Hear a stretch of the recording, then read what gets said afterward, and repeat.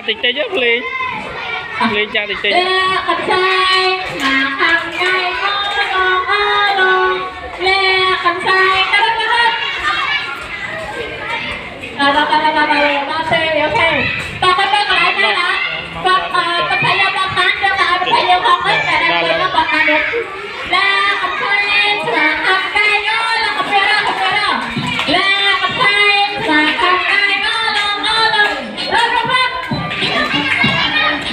ê có vai chữ quỷ ê